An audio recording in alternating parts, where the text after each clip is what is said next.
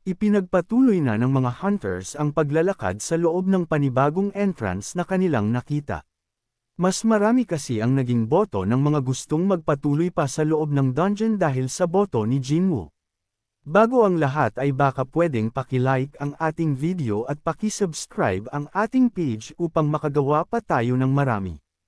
Habang naglalakad ay kinausap naman ni Jinwoo si Joe.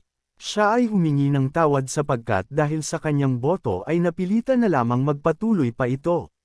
Sumagot naman si Joe at sinabing okay lang naman siya at huwag na itong mag-alala pa. Ngunit hindi naman tumigil si Jinwoo sa pagtatanong kung sigurado ba si Joe na okay lang siya.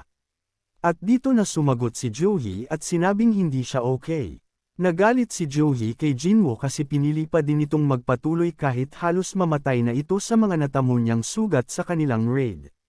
Napagtanto naman ni Jinwoo na ang totoo naman ang lahat ng sinasabi ni Joe. Kung hindi dahil sa ito ay isang B-rank hunter at healer, ay hindi mabilis na magagamot ang kanyang mga sugat. Nahiya na lamang ito at humingi ng pasensya kay Joe. Sumagot naman si Joe at sinabing libre niya na lamang ito ng pagkain kapag may pagkakataon. Mabilis naman na mula ang pisngi ng ating bida nang marinig niya ito. Dugtong na itinanong ni Joe na kung ayaw ba siyang makasabay kumain ni Jinwoo pero hindi naman iyon ang ibig sabihin niya. Maya-maya pa ay narating na nila ang dulo ng dungeon. Hindi nila maipaliwanag ang kanilang nararamdaman sa kanilang nakita. Ito ay isang napakalaking gate at hindi pangkaraniwan. Hindi na rin maganda ang pakiramdam ni Mr. Park at Mr. Kim. Lumapit naman si Mr. Song sa gate at binuksan ito. Sinabi niya na ngayon pa ba sila hihinto at walang mauuwi na kahit ano sa kanilang pagbalik matapos ang isang mahabang paglalakad. Nawala naman ang pangamba ng iilan sa mga hunters sa pagsasalita ni Mr. Song. Naisip nila na baka wala naman na silang dapat ipag-alala sapagkat si Mr. Song ay marami ng experience sa mga raid at isa naman itong si rank hunter. Nang mabuksan nila ang malaking gate ay niyaya na sila ni Mr. Song na pasukin ito. Sa kanilang pagpasok ay isa-isa namang nagkaroon ng apoy ang mga sulong sa paligid. Namangha naman ang mga hunters sapagkat hindi pa sila nakakakita ng ganitong klase ng dungeon. Sa pagmamasid ng mga hunters ay makikita ang mga estatwa sa paligid na may mga hawak na armas at instrumento. Kinakabahan naman si Jinwoo sapagkat ang mga estatwa ay napakarami at nakakatakot ang mga itsura nito. Pakiramdam pa niya ay parang nakatingin ang mga ito sa kanila. Napansin naman ng mga hunters ang isang estatwa. Siya kasi ang pinakamalaki sa lahat ng estatwa sa loob ng silid na iyon. Hindi na maganda at medyo kakaiba na ang nararamdaman ng mga hunters. Bukod kasi sa mga estatwa ay wala silang makitang mga magic beasts. Hindi naman moari ni Mr. Song kung ano ang nasa kanyang harapan, tinatanong niya ang kanyang sarili kung ito ba ay isang divination circle. Bigla namang may tumawag sa kanya upang ipakita ang isang estatwa na may hawak na isang tablet na bato. Makikita na nakasulat dito ang commandments of the Kartenon Temple. Habang binabasa ni Jinwoo ang mga nakasulat dito ay bigla naman siyang tinawag ni Joe. Bakas ang pagkatakot sa mukha ni Joe habang sinasabi nito kay Jinwoo na nakita niyang gumalaw ang mga mata ng malaking estatwa. Hindi naman agad naniwala si Jinwoo, ngunit hindi na rin maganda ang kanyang nararamdaman, para kasing may mali at hindi niya ito moari.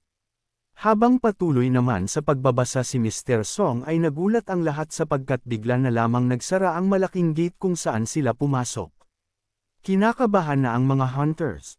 Bigla naman nagsalita ang isang hunter at sinabing hindi na dapat sila nagpatuloy pa sa lugar na iyon. Ibinigay niya na sa mga may iwan na hunters ang kanyang parte sa dungeon raid na iyon at sinabing ito ay aalis na. Ngunit may napansin si Mr. Song at ito ay napasigaw ng malakas upang pigilan ang hunter. Isang malakas at mabilis na sibat ang biglang gumalaw at nagtalsika na lamang ang dugo sa gate. Ang isang estatwa na may hawak na sibat ay gumalaw at makikitang wala ng buhay ang hunter na nagtangkang umalis. Bakas ang dugo sa sibat ng estatwa. At matapos nitong patayin ang hunter ay bumalik ito sa kanyang pwesto. Nagulat naman ang mga hunter sa paggalaw nito. Bakas na ang pagkatakot sa kanilang mukha sapagkat hindi nila alam kung paano nila tatalunan ang mga estatwa na ito. Yamakap na din si Joey kay Jinwoo dahil ito ay natatakot na rin. Napansin ulit ni Joey ang paggalaw ng mata ng malaking estatwa. Dahil sa takot ay dahan-dahan na lamang itong tinignan ni Jinwoo. Bigla namang tumingin ang estatwa sa kanya. Bakas ang takot sa mata ni Sung Jinwoo. Kung hindi ka pa nakasubscribe sa ating page ay baka naman. Sa pagpapatuloy ng kwento ay makikitang takot na ang mga hunters. Hindi nila alam ang kanilang gagawin. Samantala, iniisip naman ni Sung Jinwoo kung ano ang rank ng namatay na hunter. Ito ba ay isang D-rank hunter? Sapagkat kung ito ay mas malakas na hunter kumpara sa kanya at isang atake lamang dito ng estatwa ay namatay na ito ay hindi niya na alam ang kanyang gagawin. Ngunit naalala ni Jinwoo na ang dungeon na iyon ay isa lamang D-rank dungeon kaya siya ay nagtataka kung bakit ito ay puno ng mga colossal monsters. Takot naman na iniisip ni Mr. Song na kung ang mga estatwa na ito ay nakakagalaw ibig sabihin ay posibleng ang malaking estatwa na nasa gitna ay may kakayanan din na gumalaw. Pinalalakas naman ni Jinwoo ang kanyang loob. Sinasabi nito na hindi naman iyon ang unang beses na naharap siya sa isang life and death situation, maraming beses na siyang naharap sa kamatayan dahil sa pagiging isang hunter. May pagkakataon na na-hospital siya dahil sa atake ng isang E-rank monster, mayroon ding pangyayari na siya ay naubusan ng pagkain habang siya ay nakulong sa isang dungeon, at kahit ang lahat ng ito ay nangyari sa mga mababang uri ng dungeon ay palagi naman nakasugal ang kanyang buhay. Kung ang mga essence stones na nakukuha ng ibang hunters ay pinapapalit nila sa pera at ginagamit nila sa pag-upgrade ng kanilang mga weapons ay hindi naman ito magawa ni Jinwoo. Dahil ang kanyang kinikita ay napupunta sa pagpapagamot ng kanyang ina. Nalulungkot si Jinwoo habang iniisip ang mga bagay na ito. May mga hunter pa ang nagsasabing kawawa ang mga healer na nakakasama ni Jinwoo sa raid dahil kahit sa mga E-rank dungeon ay nasasaktan at nasusugatan pa ito. Kaya naman dahil dito kaya siya tinawag na pinakamahinang hunter sa buong sanlibutan. Ito ang buhay na hinaharap ng ating bida sa araw-araw. Magkasing tumbas ang sakit ng mga natatamo niyang sugat sa mga monster sa mga panlalait ng ibang hunter sa kanya. Ngunit tanggap naman ito ni Jinwoo dahil aminado naman siya na siya ay mahinang hunter lamang. Bumalik naman ang kwento sa malaking estatwa na muling tumingin kay Jinwoo. Mabilis na nag-isip si Jinwoo. Takot na si Joey. Bigla namang sumigaw si Jinwoo at sinabihan niya ang lahat ng hunters na yumuko. Napatingin lamang sa kanya ang mga hunters. Sa isang iglap ay nagpakawala ng laser beam ang malaking estatwa. Sa lakas ng impact ay napahiga si Jinwoo at Joey. Gulat na gulat ang mga hunters sa nangyari, sa lakas ng laser beam ay nasira ang isang bahagi ng silid. Kinamusta naman ni Mr. Kim si Mr. Park at ganun din ito sa kanya.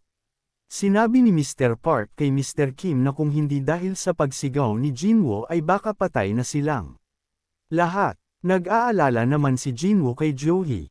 Dahil sa takot ay hindi na ito makatayo at makausap.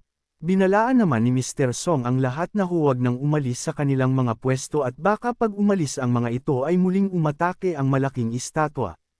Kinausap naman ni Mr. Song si Jinwoo tungkol kay Joey. Sinabi nito na kahit isa siyang B-rank hunter ay palaging nasa mga mababang uri ng dungeon lamang si Joey. Hindi sapat ang kakayahan nito sa mga ganitong klaseng sitwasyon. Ngunit sinabi rin naman niya na ang dungeon kung nasan sila ay hindi rin naman madaling tapusin, tumungo na lamang si Jinwoo. Akala naman ni Mr. Song ay may alam si Jinwoo sa mga nangyayari sa dungeon dahil niligtas sila ng pagsigaw nito. Ngunit sumagot si Jinwoo na kaya niya lang nagawa iyon ay dahil nararamdaman niyang may panganib. Isang malakas na pagsigaw ang nagmula sa isang babae sapagkat ito ay nakakita ng naputol na kamay dahil sa laser beam.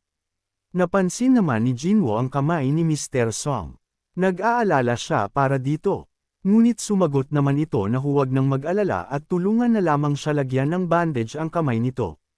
Inaalala naman ni Mr. Song ang kanyang mga experience sa mga dungeon at wala pa siyang nakita na katulad nito. Iniisip niya na ang dungeon na ito ay higit pa sa isang B-rank dungeon sapagkat walang mga magic beasts ang may sapat na kakayahan upang pumatay ng mabilis na katulad ng malaking estatwa. Iniisip ni Mr. Song kung ito ba ay A-rank or isang S-rank dungeon. Naalala naman nila ang mga nakasulat na utos sa tablet na bato.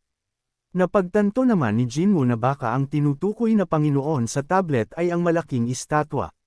Sinabihan naman ni Mr. Song na mayroon na lamang silang maliit na oras upang alamin ang kanilang gagawin. Dahil sa anumang sandali ay posible na namang gumalaw ang malaking estatwa.